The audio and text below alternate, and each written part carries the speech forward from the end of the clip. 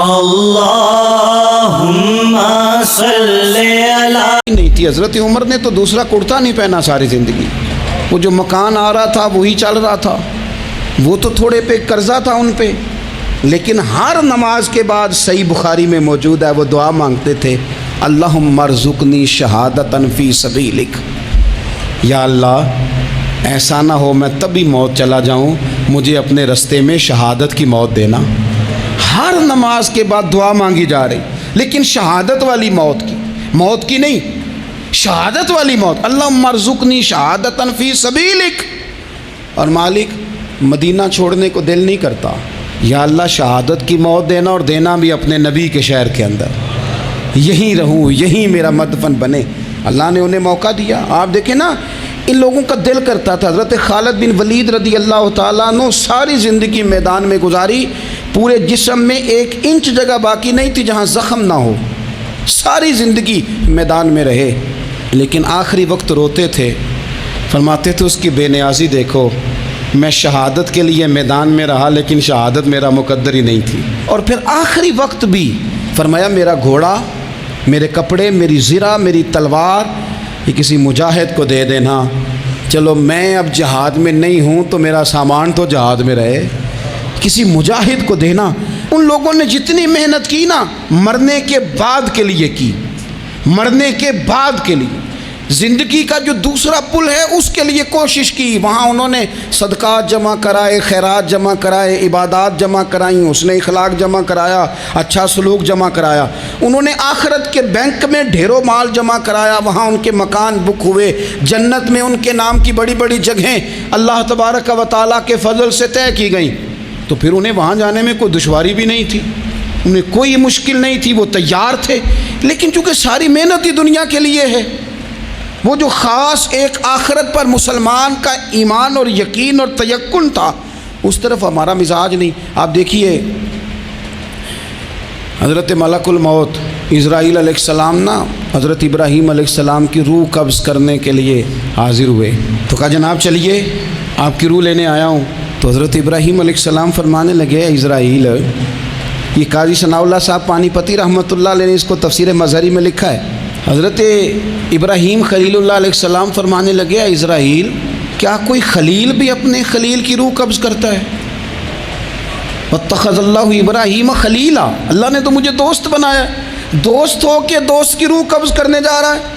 حضرت اسرائیل نے ارادہ چھوڑا اور حضرت ابراہیم کا وہ جملہ لے کے رب کی بارگاہ میں حاضر ہوئے۔ عرض کی مالک جناب ابراہیم علیہ السلام نے فرمایا ہے کہ اللہ کی بارگاہ میں عرض کرو کہ مالک کیا کوئی خلیل بھی اپنے خلیل کی روح قبض کرتا ہے؟ تو رب کریم نے فرمایا اب میرا بھی پیغام جا کے جناب ابراہیم کو دے دو، ان سے جا کے کہو رب فرماتا ہے کیا کوئی خلیل بھی اپنے خلیل کی ملاقات کو ناپسند کرتا ہے؟ آپ کو تو ملنے کو بلا رہے ہیں، موت تو ایک پل ہے، یہاں سے گزریں گے تو جا کے محبوب سے ملیں گے، تو کیا کوئی خلیل بھی ناپسند کرتا ہے کہ وہ اپنے خلیل سے ملاقات نہ کرے؟ حضرت سیدنا اسرائیل علیہ السلام پیغام لے کے آئے اور کہا ہے اللہ کے خلیل رب فرماتا ہے کیا خلیل بھی خلیل کی ملاقات کو؟ تو حضرت ابراہیم تو کھول کے روئے، کہنے لگے اب دیر نہ کر، اب ذرا جلدی کر، اب ذرا جلدی لے جا۔ اور میرے نبی پاک صلی اللہ علیہ وسلم نے فرمایا، سیاستہ میں حدیث ہے، فرمایا تم میں سے جو رب سے ملنے کو پسند کرتا ہے نا، جو اللہ سے ملنے کا شوق رکھتا ہے نا، اللہ بھی اس کی ملاقات کو پسند فرماتا ہے۔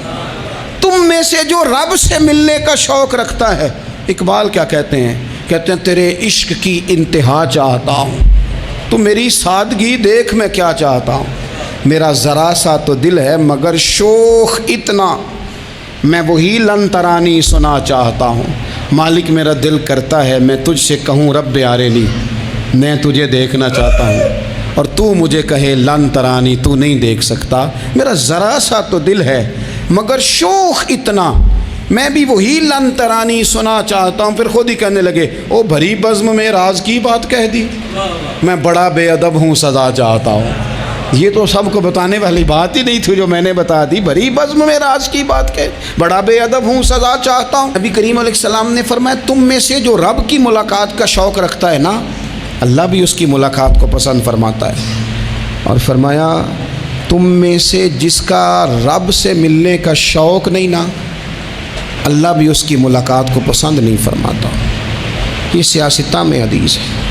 ایک دفعہ غور کر نہ لیں، فلاں سے ملنے کو بھی جی چاہتا ہے، فلاں علاقہ دیکھنے کو بھی جی چاہتا ہے، فلاں کی ملاقات کو بھی جی چاہتا ہے، کبھی اس کو ملنے کو بھی جی چاہتا ہے جس نے بنایا ہے سارا کچھ، کبھی اس کی صحابہ تو تڑپ کے حضور کی بارگاہ میں آئے تھے نا، وَإِذَا سَأَلَكَ عِبَادِي عَنِّي فَإِنِّي قَرِيبٌ، تڑپ کے کہا تھا یا رسول اللہ صلی اللہ علیہ وسلم سالوں بیت گئے، سجدے کرتے، عبادت کرتے، روزہ رکھتے، حج کرتے، زکوٰۃ دیتے، اب دل کرتا ہے کبھی وہ ملے، کبھی اسے دیکھیں، کبھی یہ حقیقت منتظر نظر آ نہ لباس مجاز میں، لاکھوں سجدے تڑپ رہے ہیں میری جبین نیاز میں، دل کرتا ہے ملنے کو۔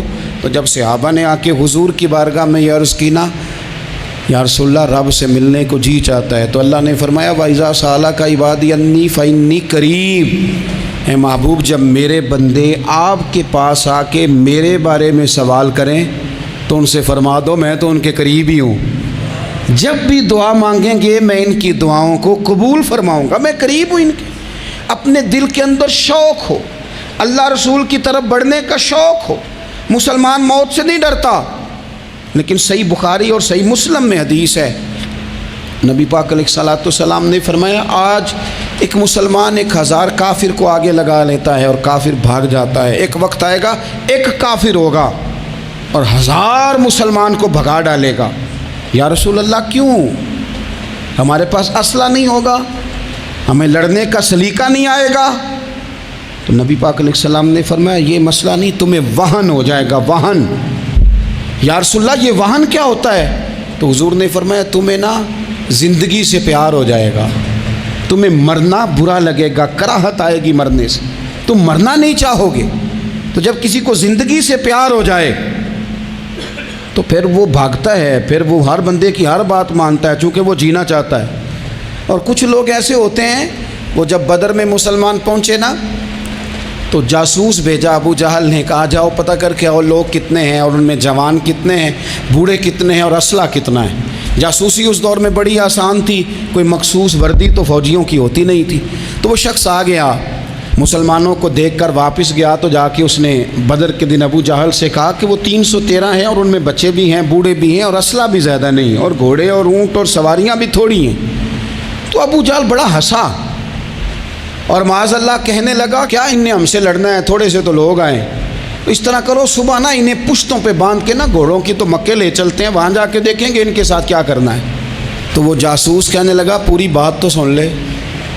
اس نے کہا پوری بات کیا ہے؟ کہنے لگا آئے 313 ہیں پر گھر واپس جانے کا کسی کا بھی ارادہ نہیں، وہ کشتیاں جلا کے آئے ہیں، میں رات وہاں گزار کے آیا ہوں، میں نے بوڑھوں کو بھی شہادت مانگتے دیکھا ہے، میں نے بچوں کو بھی شہادت مانگتے دیکھا ہے، میں نے ایک ایک کے سینے میں مر مٹنے کا جذبہ دیکھا ہے، وہ جینے کی امنگ لے کے نہیں آئے، ہتھیلی پہ رکھ کے آئے ہیں جان، اور ایک ایک شخص شہید ہو کے جانا چاہتا ہے، اور وہ ایک دوسرے کے پیچھے چھپیں گے نہیں۔ یہ جو موت ہے نا، موت یہ تو ایک پل ہے، اس سے گزریں گے، اللہ رسول کے حضور جائیں گے، جنت کی نعمتیں، خدا کی تیار کی ہوئی رحمتیں مسلمان کا آگے بڑھ کے استقبال کریں گے۔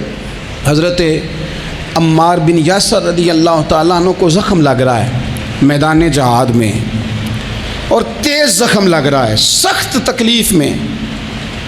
تو ایک شخص نے آ کے پوچھا کیا حال ہے؟ تو آپ فرمانے لگے حال کیا ہونا ہے، تھوڑا سا ٹائم رہ گیا ہے۔ تو بندہ پریشان ہو گیا، اس نے کہا کس بات میں؟ فرمانے لگے تھوڑا سا ٹائم رہ گیا، بس میں نبی پاک سے ملنے والا ہوں اور حضور کے صحابہ سے ملنے والا ہوں۔ حضرت عمار بن یاسر رضی اللہ تعالیٰ عنہ کہنے لگے تھوڑا سا ٹائم رہ گیا، تھوڑا سا مرنا مرنا ہر کوئی آکھے تے میں بھی آکھاں مرنا، تے جس مرنے تھی خوشبو نہ آوے او مرنا کی مرنا، تے جس مرنے وچ سونا راضی اس مرنے تو کی ڈرنا۔